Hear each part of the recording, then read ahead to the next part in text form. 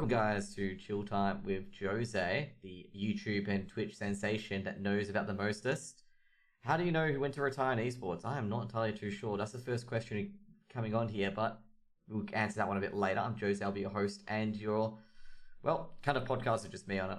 Pretty much, it's just pretty much me talking about the CSGO scene, and well, it's been a very eventful last 2 to 3 hours, as you may have known on Twitter, but this will probably be going live a bit later, but ESIC have offered bans to 7 AU MDL players on the scene, and it's to do with betting related offences. So usually means it's not to do with match fixing, it's to do with betting in the MDL in general.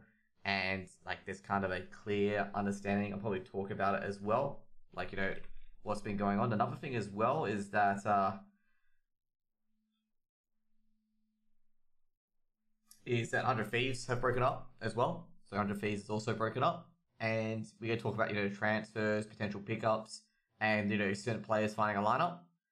And last but not least, we're going to talk about Moey, one of the, probably, you know, after I read his story, I respect him a lot more for what he's done and the sacrifice he's put through. But we're going to, you know, talk about Moey and what he's done and how, you know, how great his career has been over the time and what he's done, you know, as a player and accomplished as a player as well. Because, like, I've read through his, you guys may have read through his Medium article, and it's actually a really, really good story. Nadeshot closed them down. No, they released them. They released the 100 Thieves CSGO team, and basically it confirms a few stories, but a few stories haven't been confirmed yet. One of them that have been confirmed is that Jacob's going to Apex, and the other one, the other unconfirmed rumor, is that JKS is apparently going to Complexity. That's the other one. And apparently Azar is in talks with an EU team, Liaz is in talk with Gen G, and Gratisfaction hasn't found a team yet as far as I know. That's like, you know, kind of the state of the play at the moment. Also, first things first, we're going to talk about fucking ESIC, which is... This is what I don't want to talk about, okay? Like, I'm going to basically be honest with you guys. I don't want to talk about this shit, okay? I don't want to see this shit. I don't want to be here talking and telling you guys about this shit because... This, you know, it should be painfully obvious to most people is that, first of all, yeah, that's sport, cool. First of all, we're going to talk about this, is that ESIC issues 7 bans to 7 MDL players for betting related offences. So I'm just going to say now they probably betted on the league, because it's not match fixing. So just remember that there's a fine line between match fixing and betting in the league, okay? Is the esports betting law the same as the other sports laws? Yes, it is. The Australian legislation has updated it to do with esports as well as sports, like an esport is a sport. So basically what's happened is, I'll just zoom it in for you guys so you can read a bit. So basically they found out with ESIC that people were betting on AU matches. So basically 7 individuals are betting on their own games, and essentially there's some associates, blah, blah, blah, and these will be released at a later date. Bullshit though, it's match fixing. The thing is, like, the difference is, like, I'm gonna tell you now, the difference is that in MDL, you could, like, okay, I'll let me clear this up, okay, like, let's just go to the Valve article first, okay, so let's go to the Valve article. This is the one that everyone refers to every time this happens, okay? So basically, Valve talked about this is, you know, to actually participate in an event, get a backside, required to follow rules, blah, blah, blah. These organized rules, blah, blah, blah. Now, the biggest thing here is this part, okay? So, let me highlight, okay? That's the biggest thing you're going to read. Professional players, teams, and anyone involved in the production of CSGO events should under no circumstances gamble on CSGO matches, associate with high-volume CSGO gamblers, or deliver information to others that might influence their CSGO bets, okay? To clarify this, as a professional player, basically, because of this, we always assume that you have access to private CSGO-related inside information that might give you an unfair advantage when placing a bet on CSGO match. Okay, so that's why you don't do it, okay? Just don't do it, okay? Valve have clearly stated, do not fucking do it, so don't do it, okay? Just don't do it. Betting using inside information or even perception or suspicion of carries a significant rate of damaging your personal brand, your team, your community, and may lead to exclusion from Valve events. To avoid these risks, we recommend you to never bet on a CSGO match, which I don't. This recommendation applies to both current professional players and anyone who wishes to participate in the future. It's important to consider, this is probably the most important part, this is the reason why, okay? Reason 100% why, okay? So I bet on the other team and I decide to throw rounds and up team wins this match fixing. No, pills. What I'm talking about, that's match fixing, okay? What I'm talking about is betting in a league, okay? If you bet on yourself to win, that is not match fixing, okay? Like, that is not match fixing in itself, okay? But it's still a violation of this code, okay? Still 100% a violation of this code because you're betting, which is a unnecessary risk, because it could think that you are match fixing when you may not be actually fixing the match. You just think you'll win. That's what I'm talking about, the difference, okay?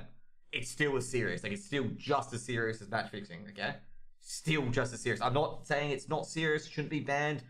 It should be basically, guys, just don't do it, okay? Just don't give yourself the risk, okay? Valve has stated what they want. ECA, ESIC, they have the same stuff. To don't bet on your games, don't bet on anyone else's games, you know, stuff like that.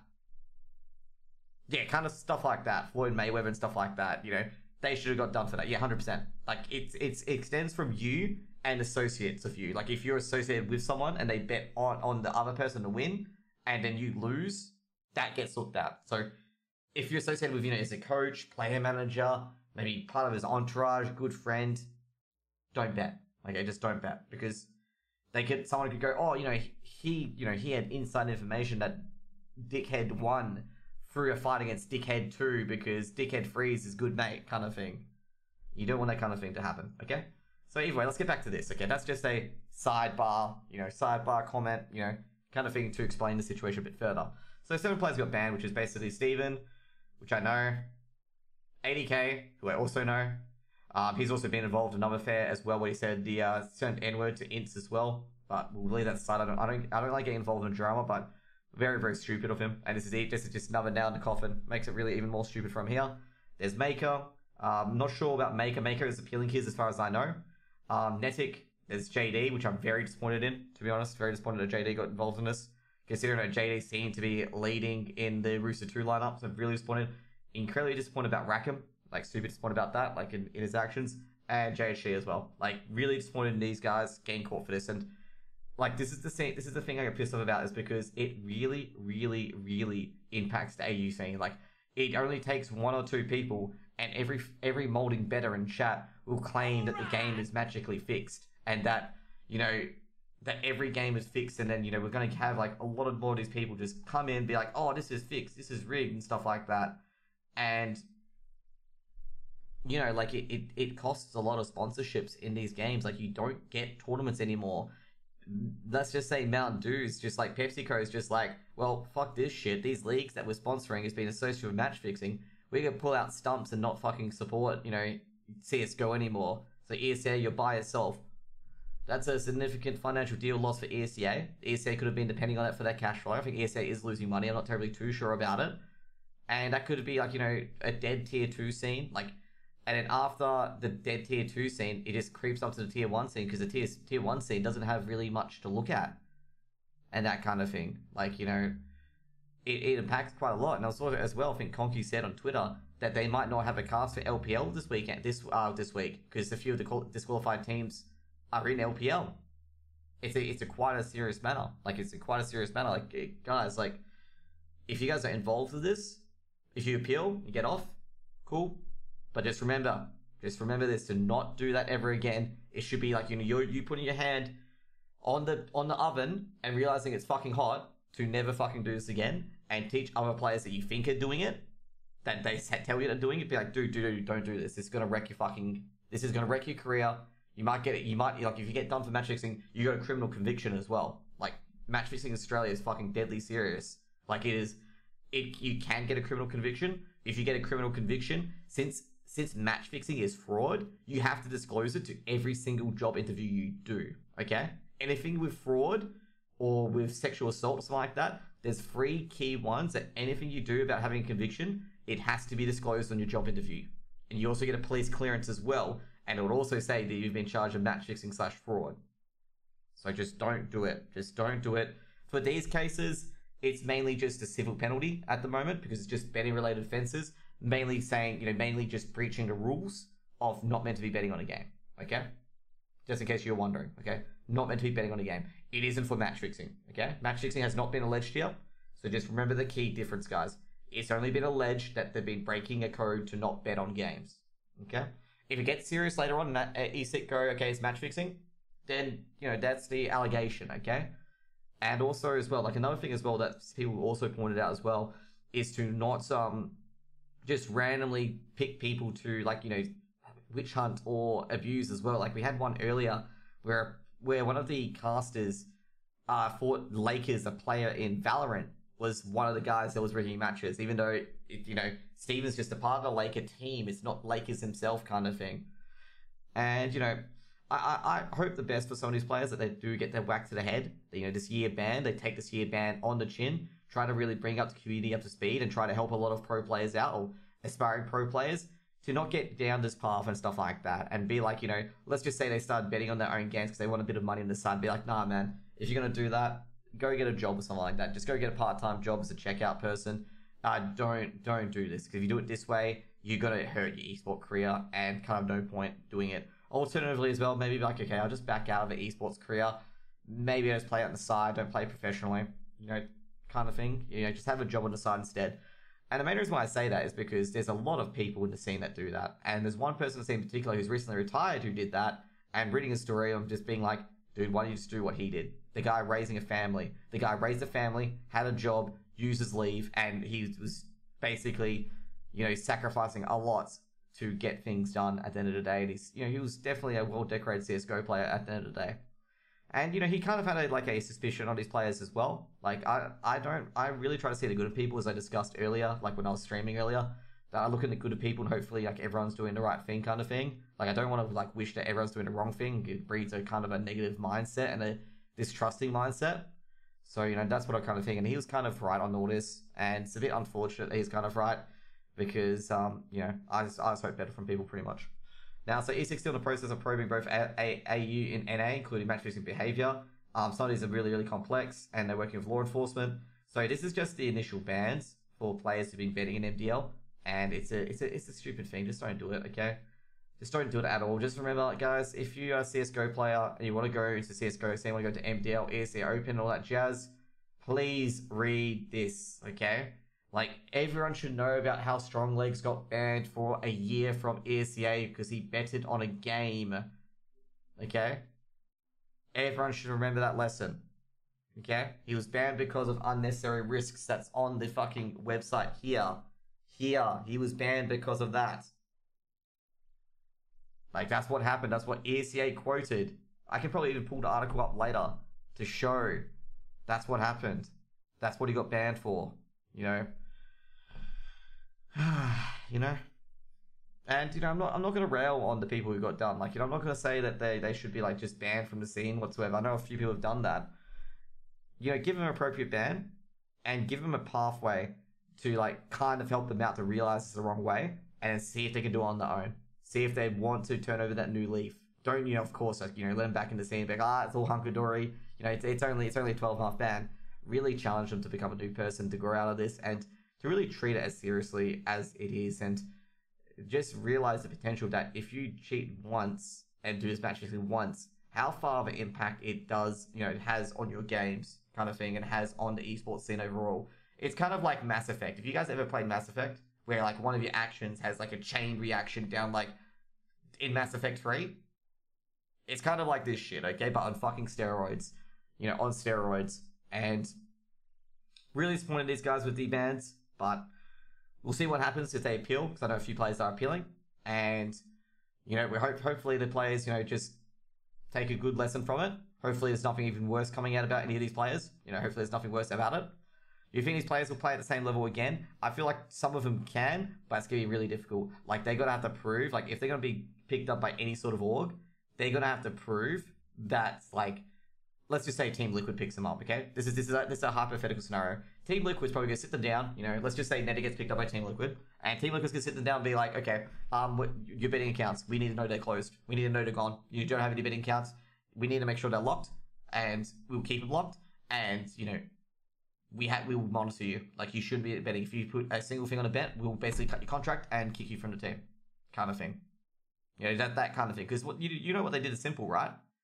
I keep using this example over again. They brought Simple in. Simple had scammed people for knives. This is back when Simple was like immature and young. You know, I'm going to use this example now because Simple was, you know, before he became the mature player that he is, he was also a cunt. Before I was, you know, I'm not sure if I'm still mature actually, but before I you know, I grew up and stuff like that, I was an immature cunt too. Okay, And Team Liquid came in and it's like, simple. All these people said that you scammed them for knives, you got significant proof. You need to pay back every single one of these people. Otherwise, you're not going to be on the team. And he did just that, you know. Team Liquid sat him down and did just exactly that. And that's what's going to happen with some of these players. They want to join a big team in the future and be paid a good salary, is that they're going to have to prove a lot more than Joe Blow, who hasn't done anything in his life as good as CSGO kind of thing. Like, as in, you know, hasn't done anything like this scenario. But yeah, you know, hopefully these players get it. I know Steven's not going to go into CSGO. Steven's going to go study and get a new job. Hopefully he realizes that this is bad and that he shouldn't be doing it, even though he's quitting CSGO. Hopefully he realizes it. I'm not totally too sure. I know some people aren't going to have faith that some of these people aren't going to get it. I just always have faith because maybe that, you know, there's something will click in their head and they realize that this is all terrible and they shouldn't be doing this sort of shit to people. But anyways, it's going to lead to a few dead teams. Like, I think Rooster 2 is pretty much dead because that's 3 out of 5 players that are dead. I think the only 2 that weren't involved with is JTR and BB. So I think JTR is looking for a new team. So I think that's Rooster 2 dead. I'm not realistically sure like who you can make a new team with. Maybe JTR, BB, who else? I'm not totally too sure. Maybe Liam could come back, but I'm not sure if Liam is playing still, which is Smooth Criminal. So I'm not totally too sure. Rooster themselves, they lose Netic and 80k. With Rooster, they could probably pick up a few players to replace them. Like, Netic is going to be a hard one to replace. 80k shouldn't be that difficult to replace. Like, they've still got ASAP in the team as well. ASAP probably being one of the top players. I'm not sure if ASAP will get done for it. I'm not terribly too sure what's going to happen. Like, if he's caught up in an investigation, I'm not terribly too sure. We will ignore I said that, by the way, because there's no allegations here. It's just these 7 players, just what's in front of us. But I'm not sure where ASAP's going to go. Chelios and Danny G, I'm not sure where they're going to go. Maybe they can make a roster with JTR Bibi. I'm not totally too sure. Like, JTR would be probably a good fit for Rooster because, you know, he is one of those playmakers as well. Bibi, I'm not entirely sure of where she's going to go. You know, there's kind of a shock to the system there. Ground Zero, I'm not totally too sure who to replace Maker with. There's a few players they could target, but their ESA dreams are pretty much dead. Lakers, it doesn't really matter, to be honest. I think they've played all their games already. And, you know, I think, you know, there's Damio as well, but I'm not totally too sure what's going on.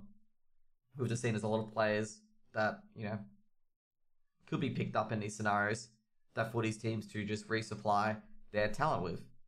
Now, I'm not sure what's going to happen with Rooster 2 and Rooster with their rosters. Like, you know, if ASCA is going to issue another ban from MDL. Because I know Rooster won't be able to play postseason because the roster's already locked. Rooster 2 will most likely get relegated potentially. Depends on other results. But they're not going to be able to keep the MDL slot because they don't have 3 players to play their games. They don't have 2 players. So I think they could lose their MDL slot based on the MDL rules. With Rooster, they would have to have basically Chelios, ASAP, and Danny G play all their games. Play at least 8 games. And I'm not sure who Rooster are going to pick up in the end of the day. To, you know, to fill in those shoes. Ground Zero is a bit easier. Like, Ground Zero is a bit easier because their org is pretty good, but I'm not entirely too sure what's going to happen there. I'm just quite frankly just disappointed in the entire thing that we have this fucking thing come up again. What we learnt from last time, you know? What we learnt from last time to just not do this kind of shit. Okay? That's my 2 cents. Not do this kind of shit. Next up, we've got... Oh boy. I have my DMs open for a split second. Good old Twitter with, you know, DMs being open. This is why I don't open Twitter, by the way. So, actually, might have to edit this out. I'm just gonna check what messages they are.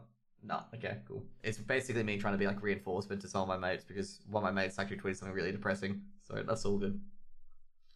So we got here that, well, let's just talk about 100 Thieves for a moment. 100 Thieves, well, they've, you know, the rumors of them breaking up kind of true in the end. Nadeshot did watch his team's final for the final time before they didn't, you know, renew the contracts. So Gratis Faction is looking for a team. So Grat is looking for a team. So it kind of confirms that 100 Thieves is breaking up. Do you think the org should be allowed to fill in or should they be punished for being unaware? I think they're going to just obey the current rules as there is. And I think basically Rooster and Rooster 2 will be forfeiting their remaining matches. Most likely Rooster's going to forfeit the entire playoffs because they only have 4 players. And Rooster's actually in a good spot for the playoffs as well. This is what's so disappointing about it, is that Rooster's actually in such a good position to be playing so well as of late. And they've just pissed it all away based on this. Next up is gonna be Jacob. So Apex signed Jacob. So kind of expected, to be honest. Like when this was announced by Apex, I was sitting there going like, well, this is 100 Thieves done. And this brings up more rumors that JKS is going to Complexity. So Jacob's going back to Apex. He's been picked up by Dennis. And, you know, essentially Apex, I gotta say, great move. They picked up a really, really good player. At the moment they bench Truth, as I said last week, when Apex bench Truth, they're going after Jacob and able to secure Jacob. And as you can see here, it's going to be Marcelius, Grusan, both good players, Nasty as well, and Dennis and Jacob. And I reckon this will be a much better Apex team. I probably suspect Apex might be in the EU MDL potentially. Depends if Jacob was signed and on the roster before then. And Apex could be in EU MDL. I reckon this team is good enough for EU MDL. Now, next up is basically talking about Liaz. So, Gen G. So, talking about all the players in that team. Gen G's in talk with Liaz. So, Gen G need 2 players to the roster because Daps left to Valorant.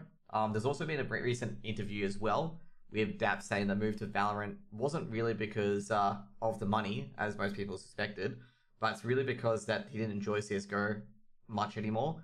To be fair, if it comes from the horse's mouth, so you got to, just basically say, okay, we'll accept it at face value. Like you don't deny the person what they said. I feel like overall, like with Valorant, I feel a lot of players may have jumped there because they found it a lot better, a lot funner to play, as well as the fact that, NA orgs are all leaving CSGO, it seems. That's all I'm going to say. So basically, Liaz, he played a support role, average 1.404 ADR, and essentially JKS was the main playmaker, and he's reportedly bound for Complexity JKS. So during his run 100 Thieves, quarterfinal run, he averaged 1.16. And basically, Gratisfaction and Azar would be the only remaining players on 100 Thieves. But, apparently at the moment what will happen is there'll be automatic Crewstar, Liaz, and Bentet on Gen G. And that's what happened if Liaz does move there in the end. Next up is going to be... Ooh, I don't have Az's article here, but Az's apparently going to... He's fielding offers in Europe that he wants to join a Europe-based team. I think there'll be a few MDL teams that could be interested in Azza, to be honest. Like a few MDL teams that would be really interested in Azza as an IGL, as a fragging IGL, but I'm not totally too sure at the moment. Tier 1 just got so much money from Disney, they could just build a super team in any esport. I don't think T1 are going to go to CSGO, because I guess now, like TSM won't go to CSGO, CLG won't go to CSGO. Team Liquid. But Team Liquid's already in CSGO, but Cloud9's moved to Europe as well, so Cloud9 used to have the NA lineup, they've gone to Europe. So, like, a lot of people have been saying, like, the NA scene is dying kind of thing. I'm going to tell you guys now, this has happened before, when TSM and CLG left the scene. They said NACS was going to be dead. And I think Richard Lewis and Foreign mentioned that the NA orgs are kind of like a copycat, where like they all leave because the other team leaves and stuff like that, like other people is that they don't actually lead by example, they're just all copying each other and what they do. And, I kind of agree with that because it just feels so odd where they build a team in Valorant, but they won't build a team in CSGO. And people have said, low investment or return and stuff like that, low ROI. And that could be improved on because I think Sponge and a lot of other people, I'm just retreading old ground at this point, said that the teammates in America, in NA in particular, really need to do a lot of shoulder content where, they are promoting the brand and stuff like that. Like, for example, when, I think it was Michaela, I believe, was promoting the Copenhagen Flames, they went to various LAN events to, do extra content, extra things to the team. TSM got screwed over because of CSGO community drama. Like, what happened? I don't think they'll come back. To be fair, some orgs do come back in the end. It's like 100 Thieves. Like, they picked up KNGV and stuff and had a bit of drama and immediately dropped the team. But they came back after a while, picking up Renegades. So next up, we're going to talk about Fun Plus Phoenix. So Fun Plus Phoenix is looking to sign the Godsent roster. Probably a pretty good roster to sign, actually. And, I'm going to say now, like, it'd probably be a good roster to sign up. Godsent roster's looking pretty good with Crystal, Stico, Zen, Maiden, and Fire League. And they're currently ranked number 15. And, they're doing pretty good at the moment. So, FPX tried to recruit Bad News Bears previously and Soul Patrol previously as well, but that never happened. And that's an interesting one. Like, Fun Plus Phoenix trying to get back into the CSGO scene. It's been very interesting that we got some Dota teams, or I think Fun Plus Phoenix is actually, is it League or Dota? I'm not totally too sure. It's good that we have, some other orgs really giving it a go. Next up, we're going to talk about Contact. So Contact, well, they picked up Riggin and Spinks, and kind of expected, to be honest. Like Spinks, I think I casted him. I think trying to remember which game that Spinks was in. He was playing an EU Advanced, and Spinks was the most scariest player on that server. Like I think Spinks got like 35 kills in the end, and was like a big, like, you know, he was immense basically. And Rigon, if you guys don't know who Rigon is, Rigon did play in the major qualifier for Hersonovi, and he also played in the Cash Cup for Hersonovi as well. I believe Rigon was playing for that, and he's joined Contact as well. And Rigon, I'm very sure it's Rigon in the game. No, he came to my chat. That's right, it is Rigon. He's a very good CS:GO player, and kind of expected a player of his caliber to go to Contact in the end, because he's definitely good enough. Apparently Smooya, I think what happened with Contact is apparently they have no roster. So basically, yeah, so it'll be Snappy, Esperanto, Otto, and Spinks and Rigon. I know Smooya stepped down due to clashing roles. Okay, yeah, that's right. Bit unlucky for Smooya, to be honest. And then Neil M is still the coach of Contact in the end. And essentially Spinks is very good in the FPL circuit. And yeah, of course, that's right. Part of Hersonovi. I was right. And, well, Flatru still hasn't found a team yet.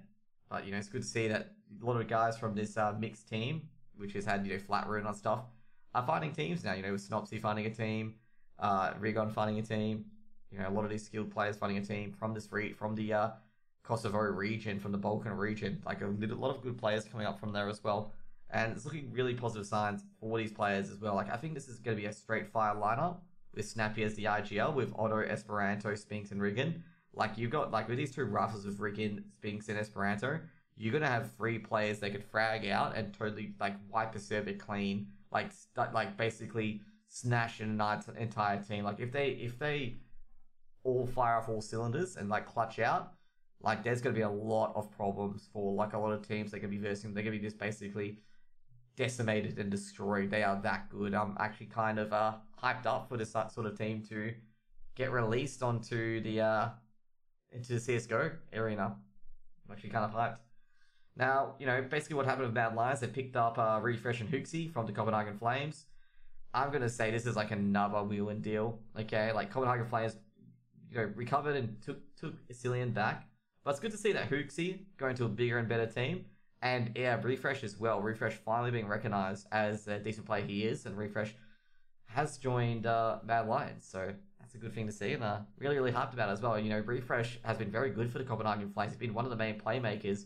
And it's good to see that he's found a spot. I'm going to say Copenhagen Flames have probably been one of the best teams at scouting talent. Like, I'm going to be real. Like, they've made, like, according to their owner, Blaze Frukin, I think his name is. I forget his fucking name. Out of all names to forget, it's the manager of the Copenhagen Flames. But he's apparently said they've made a massive profit on flipping these players. And I'm going to say, like, you know, even though he knows, like, his team's not going to be the next Astralis or anything like that, he knows how to make a bit of money here and there. And he knows, like, how to get the best out of his players and be able to send them over as well. So yeah, so pretty much the new lineup will be Akor, Sejush, Roy, Refresh, and Hooksy. Roy used to be part of the Copenhagen Flames roster. So this is going to be like Tricked plus Copenhagen Flames combined with Peacemaker as the coach. And Innocent being benched, of course. They tried him. With Mad Lions, though, I'm not sure if Refresh is going to be, you know, 100% refreshing Bubsky. You know, Bubsky definitely very good player. And Mad Lions hadn't been performing well without Bubsky as he went to Astralis. But, you know, I'm not sure how Mad Lions are going to perform now with Hooksy and Refresh. I think it might take him about 3 or 4 months to see how the teams will end up in the end. And, you know, I'm pretty happy about this. The Copenhagen Flames at the moment, the Copenhagen Flames remind me of kind of a mixture of the Lynchby Vikings and, you know, the Old Flames and some of Singularity and Cillian, of course, being part of the Old Flames as well. So it's kind of an interesting lineup. And last but not least, we'll talk about one of the retirements in the AU scene. Just going to check here. Yep, there's nothing else. And the last guy being retired is, I believe it's Moey. But we got his real life name here, so Moey. So he's retiring from CS:GO, and you can read this story. I put this story in my YouTube link, or not YouTube link, but, you know, all my Twitch link, my YouTube link, to if you guys want to read through it, you can read through it. And also, you got the address here as well. I'll just probably link it in Twitch chat so you guys can read it in your own time if you want to. But it goes through, like, all his sacrifices and stuff like that of what he does, like, when he started CSGO, which was Condition 0. I believe Condition 0 was just after 1.6. It was short-lived and Source came out. And I actually remember this, actually.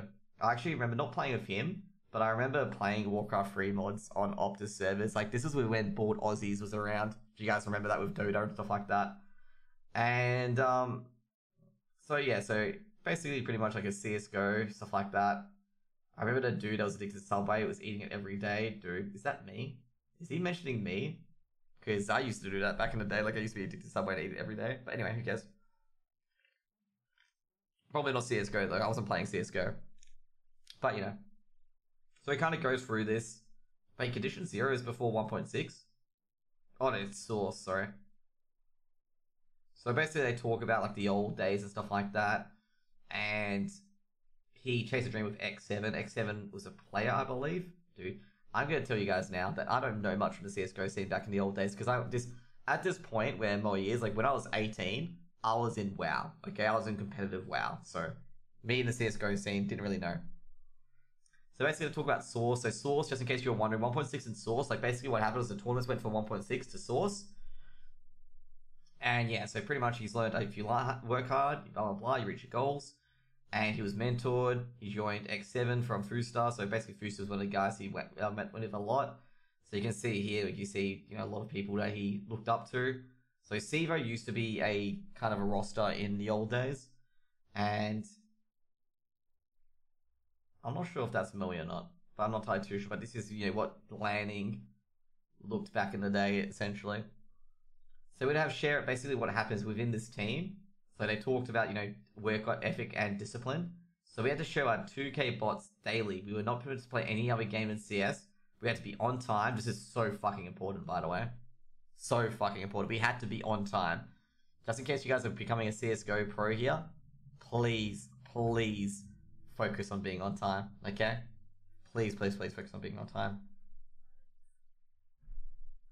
We had to have a good work ethic. We reviewed our comms, demos, we played them no sound, no utility, unbound crouch. Anything we can name to improve, we did it. Damn. Like, you know, you gotta kind of see this thing, like, you know, it's a lot of blood, sweat, and tears into these kind of things. We became the notorious in the scene. While we never became the best team in Oz, the absolute rise and absolute nobodies to compete at top of the scene was memorable. And 11 years later, people still mention the word X7 to me and my ex-teammates. Interesting name, love that X7. Yeah, X7 has a really good ring to it, to be honest. Like, the X7, the team, has a really good ring to it.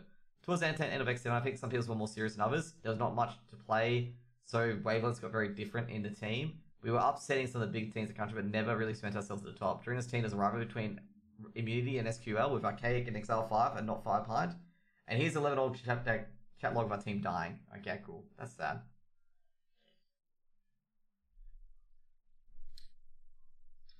And basically, people started to notice me, and I got a lot of interest after the team died.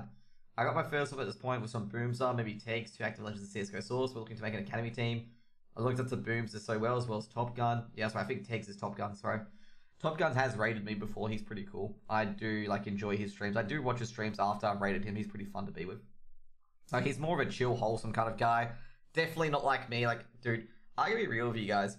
When I see, like, all these wholesome streamers, I'm like, why can't I be like them? Then I realize I'm, like, this really serious guy that, like, you know, likes, you know, discussing and stuff like this. But you can read through this article and, like, it is really good. Like, it really gives you an inside look into the events, and it shows that Moey's really passionate about the game and stuff like that. Like, I feel sometimes Moey gets a bit tilted. He gets, you know, baited by mind games. But I think he's just more frustrated that, you know, maybe, like, you know, people wasn't going by his method. But, you know, you can see here, from, like, 14-6 down on CT Nuke was amazing. So, you know, so they won 16-14 in the end. I don't remember why the team died. I think Aussie wasn't the best fragger. I'm not sure. Got games. You can see here, like, a lot of more lands. Like, I think they were big photo there. And Berlin Aliens. Can you remember playing in that? Team out of Fifth Laren. I was upset, but I could go understand I want to go to safe option as in Denwo, and it's been unproven on overseas and super high pressure environment. Then I got my first big offer to join Archaic MSI. Ooh. So Havoc was a good player back in the day as well.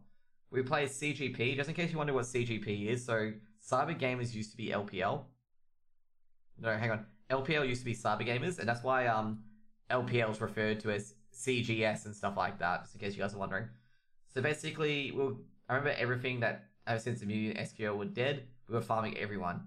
We were comfortably beating Vox MNO at the time, which was Booms, Azar, Pads, etc. But after probably 6 weeks, Arcade was just toxic. Havoc left to form an immunity super team. Rise, of all respect, was not good as CS as he was at 1.6. You know, kind of like, you kind of the hard truths. Like, I don't understand, like, you know, Moey doesn't want to say he's just shit because, you know, you want to say, like, you're not that good. You know, you're good at 1.6, but you're not good at Source. He started to leave. You know, I keep rebuilt with APOC, and I took an offer from XL5 being Sniper, and lineup was pretty good. Actually, you gotta say Sniper, even though Sniper can cut, is rough around the edges. He's very, very rough around the edges. Like, I feel like that, you know, he's just he can be very, very grumpy. He's a pretty good person. This X5 team was incredible. Blah blah blah. So basically, Dripski, basically a duo, and they won Div 1. They qualified for GOT Games. GOT Games used to be, you know, kind of thing where you ran esports, and they won. Okay, they beat a super team of Sponge, just an FYI, Sponge, Imagine, and Havoc. So this is like the super team to immunity. Okay, and this was a Sponge's comeback story, and Moey ruined it. Okay, I'm not, you know, this is rude. Okay, very, very rude. Not only is it a spoiler, they ruined the story. I'm really kidding, man. Congratulations, Moey. That's a big thing. Like, you know, that's a massive thing to do. Is that when no one expects you to fucking do anything, and you go out and fucking beat the best team, you know, it's a great feeling. That's a great feeling. And it's this old train back in the day, as you can see, here's this old train. I think there's also old bomb train here as well. So, you know, it's kind of pretty cool. If you guys want to watch these videos, you can watch these videos, you know, when you go into the article. So basically, Sponge quit again. Dude, come on. He's having a bit of a cheeky ban. It's kind of like a rib tickler. Or actually, a rib tickler's a punch, but a little bit elbow nudge with Sponge quit again. But, you know, he formed a lot of good parchments, quit at some stage. And basically what happened is that this is what happened. It's basically X5 plus Havoc. And playing Havoc with time, I couldn't believe now it's at the top. So basically dominated for the next 12 months. Then CSGO came out. And we lost the last ever event of CSGO Source, but we won everything else. Man, that does suck. Weird time with the best team, Vox MNO, but everyone knows odd because CSGO was coming out several months. We won 2 nationals. I played with Sponge, Sultan, Havoc, no voice. Dude, man, how did he lose his fucking voice? And we lost the last event, blah, blah, blah, to Azard, Top Gun. I'm not sure. He isn't sure. That's Moey, by the way, in case you're wondering. And so basically, he was still in school during this time. Just an FYI, guys.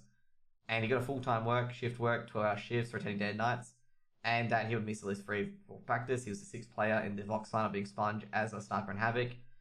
And this is the sad part for Moey, okay? Because he got this job. Just remember, guys, he has a job, okay? So I'm not sure what sort of type of job it was. I assume it's blue-collar, graveyard shift kind of thing. And essentially it was, you know, Vox mix. We won before I quit. And guess what? Guess what happened, by the way, guys? Like, so, you know, look what happened. Like, he went to work, he had made a family, stuff like that. Basically, Sponge was trying to organize something, Vox MNO. Just in case you wonder who Vox MNO became Renegades. And let's just say Moey said yes, he may have been a part of the Renegades roster. And this is what he gets a bit upset about. He actually quit. And so, you know, yeah, it's kind of sad, I guess, that he's quit, decided to take up real life. And there's a lot of, you know, a lot of sliding doors moments in life where, like, you don't take him an offer, you're like, you know, maybe I don't enjoy doing that. I'm just gonna go back to my kind of just sit down and chill kind of thing. Like, you know, just I want to go be a financial advisor instead of being, you know, a top tier WoW player. You know, kind of my choice, what I made. And then you see down the track that, you know, they were really, really successful. They're sponsored by, like, you know, 100 Thieves or some shit. And you sometimes get that regret saying, like, you know, what happened if I just stayed there and just took the shot, you know? So just a bit of 2 years. Basically, he made a family. They were married, nephew. And then in 2014, because the bites never ever goes away, trust me, I quit WoW for a year and a half, like during MOP. And then towards the end of MOP, I came back into WoW, okay? And so basically what happened was that he played some CSGO, got an ace, and he was like, oh, maybe I should go back to CSGO. Then he found out that Renegades was playing at the major. JK said replaced Sniper. And yeah, so pretty much that Renegades were playing at a major. And yeah, he was like, kind of like, 'cause he had been out of the scene for 2 years or so, so he had no updates or anything like that, that they were in big tournaments now. So essentially, you know, they were playing with the old guys and then got approached by a lot of teams, and You know, look at this. After reinstalled a game, Nationals, we beat the second best team in the country. Yam, Sniper, Ricky, Imagine. Ricky went to Complexity, I think, after this. But, you know, where can go. And they won a lot of shit as well. And they picked up Ofnu. Dude, I think Ofnu quit Ascension at this point. Zeusy as well, remember him? But I think Zeusy's retired now as well, not totally too sure. And, yeah. FPX something later, package deal. There was added concern that I couldn't practice. Yeah, because just in case you're wondering, he's still on a 12-hour shift work. And Vox had gone to Renegades. I was pretty upset, so I made my own team to support of Vox. And the lineup was Mont, so he came in for PC 419 at some point. And there's a few other players here that I do recognise as well.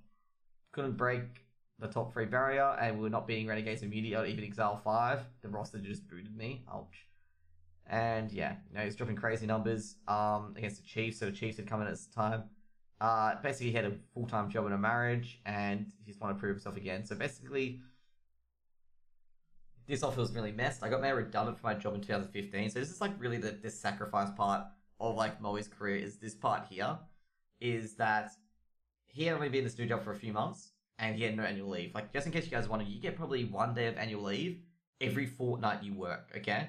So if he's only worked there for a few months, so 3 months, okay, 3 months, he's probably only got a week of leave, okay? A week of leave at max. Maybe even 8 weeks of leave. 8 days maybe. So essentially what happened, he had to go to the close qualifiers in Singapore and go to Croatia and also go to Singapore again for another close qualifiers. And also, not to mention, that his wife was pregnant with his first child. And look at that. So these ones will be in about 10 days. And I spent 6 months without one just in case he was redundant. He was made redundant and he had no job for 6 months, just an FYI. He was looking for a job most likely. Kid coming later in the year, and you know he definitely needed this. So he went to Singapore, got beaten by Tyloo. And wow, that's pretty bad actually. They went to Croatia and they won. I think they won, didn't they? Yeah, they did. Yes, I wasn't the one who qualified. I know Cyber will say something, but I didn't care. I was taking the moment in. We boot camped, scrimmed against best teams, Astralis, FaZe, Fnatic, and you know,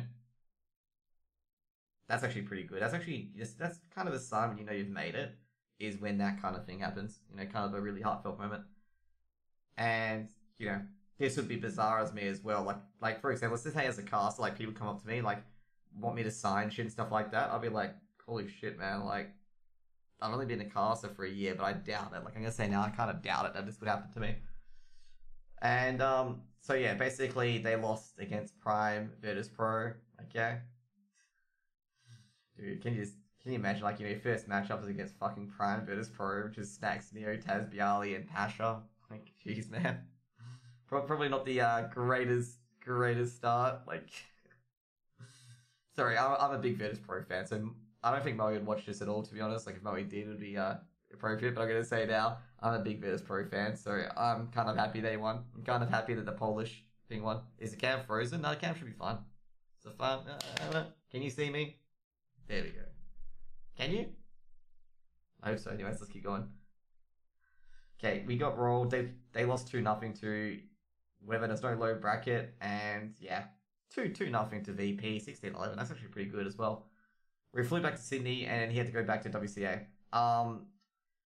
This is kind of rough, to be honest. No Oceania qualifier, Southeast Asia, and they went in. Yeah. Let's just say I made it happen. It was really dumb of me. I took another week off, and my missus missed it before. Okay, cool. We only been married a few months, and this would have been my third overseas trip, leaving her back home. The minor gets corrected, and they give it overnight code after we had booked flights. Oh, dude. Fuck me. That's a rough moment. That is such a rough moment. Like, oh my god. Let me just check if stuff is frozen on Twitch, by the way, since Apple this has just come in. Nah, everything's fine. Okay.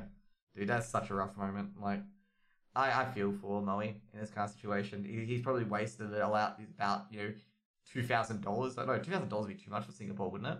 Probably about 1,400. Must be a Twitch client, yeah, definitely. Okay, let's see. Before we go on, guys, we've got a question in chat. What happened to TSM players? It said he was hired by TSM to convince all the TSM players to public sign or release a letter that TSM. Okay.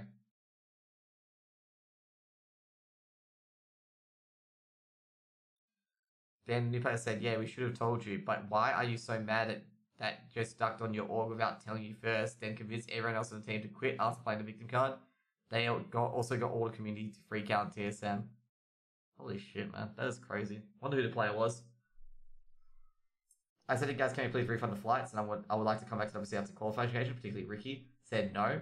Wanted to use extra days of boot camp. Ricky's a good friend. We moved a lot, but I was a bit upset with him. Dude, I would be as well, actually. Because it was like empathy kind of thing. So I sucked it up and went. We won a qualifier over Inch King, I believe. And we won. I was out the door of a taxi so I could work the next morning in Sydney. Yes, overnight flight. Oh, God. Fuck me. He got Moey got a goddamn red-eye flight. Oh, fuck me, man. This is what I mean about dedication and sacrifice. You know, when you read stories like this... Sorry, I'm trying to point to the thing. When you read stories like this, like, this is what, like, you know, CSGO is about for people who want to make it in the CSGO scene. Like, they do a lot of, like, big things and big sacrifices here. So I guess I saved my own ass here because I was still in the team. We came back to Oz 2 days later. We qualified for the minor as Renegades was auto-invited. And, you know, now they could get into the major here. Yeah, but this is the funny bit is, how the fuck am I going to get into He qualified to South Korea, by the way. But, you know, he crewed more at more time. This is interesting, though. Kesper, okay? Do you guys remember Kesper? Back in the StarCraft days? I mean, I'm very interested to see that name Kesper pop up again. I haven't seen that name pop up for quite a while, but Kesper holding a tournament. This is in 2016. And as you can see here, there's some stats. I remember Legacy as well. Legacy being in the CSGO scene. There's Afternoon APOC. And they beat Havoc, basically. So I think they won this game 2-0, I believe. I'm trying to think about it. But as you can see here, you know, there's Immunity, Legacy, Chiefs, Corvidae. This is when Corvidae used to be a big org as well. At the minor, it was a really good experience. We made playoffs 16-2 against Vici. Then 2-1 win over Mongols. Fortunately, we lost to both Renegades and Vici in the finals and missed our spots in major qualifying Cologne by a series. We finished 4th at the minor, but it was nice to be an arm length from a spot. I think that's Moey, like, you know, showing off. He went as Sean Gares at the time. Oh, man. Okay, I know who Sean Gares is. Okay, that's interesting. That's very, very interesting. That Sean Gares would be the one that says that. That's why maybe be really, really famous, because he's probably the one that, you know, really stood up to an org. Oh, poor Apple me this. But, you know, there's Moey, a lot of stuff about Moey here as well. So, you know, basically qualified WCA weeks earlier. We were due to set sails to China just 1 or 2 weeks. Oh, damn. Yeah, you couldn't do that. After filled in for me, and it was the most piss easy BO3 win I've ever seen versus the Malaysian team. They pocketed $1,000, but it is what it is. I got removed from the team for not being able to travel. Yeah, I can understand that. And I guess this wasn't so bad since the team half suspended into Winter Fox. Ricky was trying to get into Renegades with Stilo. James kicked in a Notorious. I'm not sure what happened, but the Notorious APOC and Often combo came in to kill the team. I'm not sure if Moey has issues with APOC and Often. To be fair, like, my experience with Often has been pretty positive. Like, Often is kind of that one of those star players that does his job properly. And the only thing that Ofnu does that I didn't like was name his fucking pet Ofnu. You try targeting Ofnu when his pet's called fucking Ofnu. You target his pet half the time. I know I've crapped on about it like 20 million times, but you have no idea about the fucking stress of trying to heal him and you fucking holy shock his pet instead of fucking holy shocking him. Okay? No idea. But either way, so next round's a bit of a grey area. Something for Immunity Mix, Grat, Destiny, Burn, James. We're 1 month away from qualifying for the minor over Elico. They could have changed a lot. I subbed again, VAC reason for Immunity to qualify WSG. If you don't know why it's the VAC reason, I think it's because to do with Texter and Tux, because Texter and Tux have a VAC ban. So that's why Moey was probably asked to come in. However, both missing Serbia and South Korea was hard to swallow. It was fun to play LAN again, even an event with Sydney. I got last minute called to sub. So I'm suggesting he subbed in for Texter or Tux, or Ferg. Ferg was VAC banned as well. There's a few players that were VAC banned that he may have subbed in for. Shortly after got an invite to another Immunity roster. This is a roster that eventually became Greyhound. Mo James, Urcast, Grat, and Burn, just in case you guys are wondering. Urcast still plays at Tiger. Grat is looking for a team, played 100 Thieves, and Burn is at Ground Zero at the moment. And Moey being Moey, of course, not playing at any team at the moment. We qualified for the Zen League, fell short to Atletico and Chiefs rosters at CGPL, but qualified for the finals where they bring Asian teams over. That was so cool. Our first event was WCA Finals in China. They qualified back in Singapore. This event, he feels is rigged. Tyler and Vici should have been in separate groups in the first seed. Yeah, I kind of agree with that. They should be in different seeds. But Atio put them in the same group, so they could potentially face in the final. I tweeted it, but no one gave a shit about it. There were issues in the roster, real personal arguments in TeamSpeak and people tearing up and crying and yelling. It was super ugly. I didn't want to get in. Oh, God. You like Sean Gares? Or did I bad take on a story back there? No, you're a good take. Like Sean Gares is alright in the sense. I don't like or dislike him. I was just surprised it was Sean Gares. And I would have said that. But I think Sean Gares is an analyst at the moment, isn't he?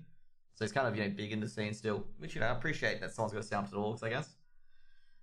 So pretty much poor Moey was in the middle of it. And he started to part way with James. I'm not sure who James is, actually. Maybe we can find out who James is. Oh, James is actually James in the roster, okay. We qualified for the next minor against the Immunity Chiefs, so using Imagine, because Tux shoot a vac, just in case we wiped Tux was vac banned. But I felt we deserved it. We had a hard run, and I think, did they win in the end? Yeah, this is Immunity roster with Moey, isn't it? Yeah, it is. And I think they did win. There's Ints, back in the old days, like Ints used to play for the Chiefs. There's Malta, like a lot of these players in here, including Alistair as well, and Imagine as well. Like a lot of these players, are now in the big time, especially Gratisfaction as well. We used Wizards as sub in Beijing, had an incredible run. We beat their new super team, Flash Gaming, Mongols, and we went up to the bracket semi-final with Immunity Renegades. Winner goes to the major. This was probably, although to an extent, not my breakout event. You can't take your, including Renegades in the crowd. Everyone at home, watch the bottom right, special moment. Okay. I'll just give any player. JKS is incredible. When I'm up there, in my mind, I'm better than him. I'm here to prove what I'm capable of. Liaz, Zusi, and more. Recently, I got into later, but okay. We won a second map. We're one map away from making the major qualifier. If the South Korea minor was in arms, left fingertips, because running to play very well. They had played very well mid-aggressions, took over the game, and next I played lights out the series well, final placing third. So in other words, if they won that event, they would have been going to the major, but they didn't again, which is rip. But pretty much you try to approach him to a Kings roster and leave Grat behind. 600 per week was the salary. And yeah, Evo was at one point we said no, it's under Greyhound of Prac M. It's probably the darkest period for me. We got knocked out CJPL by very strong Chiefs. We advanced to close qualify in Perth. Oh god. Lots of people signing big contracts about professional. Oh, okay. Yeah, okay, definitely. Well, good thing that Sean Gares talked about it. The people do get fucked over in esports. I'll tell you that now. We had to be in Perth to play on Singaporean servers. Oh my god, they qualified it. Oh my god, he wants to play in Perth. Yeah, look at that.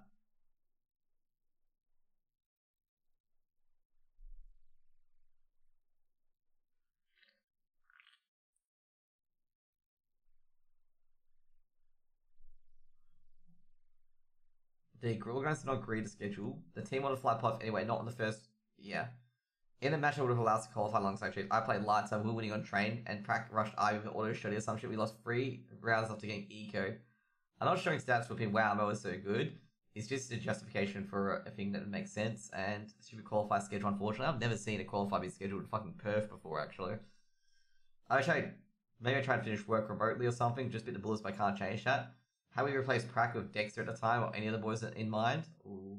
In the end, they did replace Prac and Burn. I still think, and but it just doesn't feel like he should have been removed from the team. You gotta remember, this is from Moey's kind of standpoint. I feel for Greyhound in the MDL finals in Burbank, California. I do kind of remember this, actually. And they played versus both Soldiers and Sabrosa's team, which is French Canadians, I believe. And, yeah. So I think they played against French Canadians. That was Sabrosa's team. I drew an Atletico on a nice comeback attempt. Was more infrequent with Texter, Flix, Sync. Flix and Sync, I believe. Flix and Texter still play. And the funny thing is they knocked out Greyhound. So that's a kind of a thing they're happy about. But, overall, this is probably a very, very good story about it all. I'm very sure there's a few parts left over of it. Because he did join the Chiefs afterwards as well. So you can see Mo in the Chiefs.